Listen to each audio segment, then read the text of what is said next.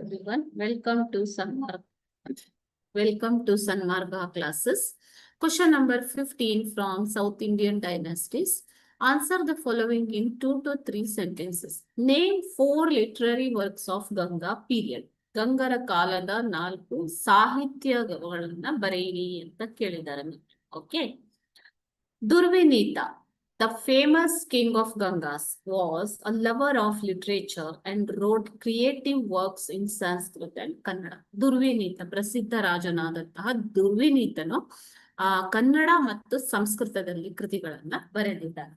ದುರ್ವಿನೀತ wrote Sanskrit artwork Shabdavatara and translated Gunadhya's Vaddakathe into Sanskrit. Okay.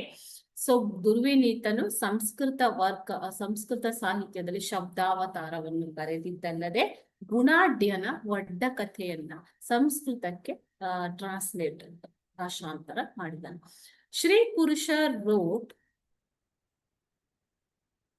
Gajashastra. Okay. Shri ಪುರುಷ wrote Gajashastra and Shri Varma second Shri Varma wrote Gajashtaka, a Kannada work. Okay, so ಈಗ ವಡ್ಡಕಥೆ ಮತ್ತು ಶಬ್ದಾವತಾರ ದುರ್ವಿನೀತ ಬರೆದಿರುವಂಥದ್ದು. ದುರ್ವಿನೀತ wrote ವಡ್ಡಕಥೆ and ದುರ್ವಿನೀತ translated Gunadhya's Vaddakathe and he wrote Shabdavatara, okay, in Sanskrit. Shri Purusha wrote Gajashastra and Shivavarma, second Shivamara wrote Gajashtaka, a Kannada work. Kannada ಒಂದು ಸಾಹಿತ್ಯ ಇದು. ಓಕೆನಾ ಮಕ್ಕಳೇ.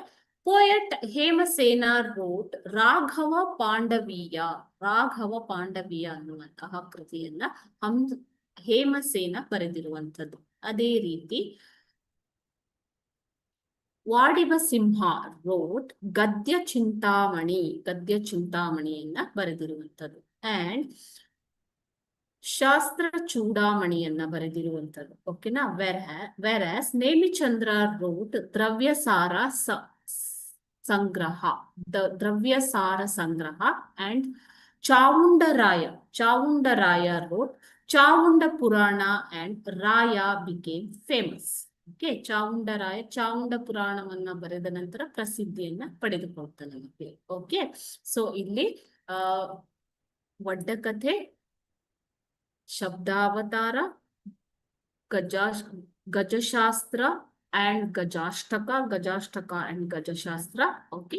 ಹೇಮಸೇನ ಬರೆದಿರುವಂತದ್ದು ರಾಘವ ಪಾಂಡವೀಯ ಮತ್ತು ವಾದಿಭ ಸಿಂಹ ಬರೆದಿರುವಂತ ಗದ್ಯ ಚಿಂತಾಮಣಿ ಹಾಗೂ ಶಾಸ್ತ್ರ ಚೂಡಾಮಣಿ ಅನ್ನುವಂಥದ್ದು. ವೇರ್ ಆಸ್ ನೇಮಿಚಂದ್ರ ಬರೆದಿರುವಂತ ದ್ರವ್ಯಸಾರ ಸಂಗ್ರಹ ಅಂಡ್ ಚಾವುಂಡರಾಯ ಬರೆದಿರುವಂತ ಚಾವುಂಡ ಪುರಾಣ. ಇದು famous literary works of Ganga period. Okay, thank you.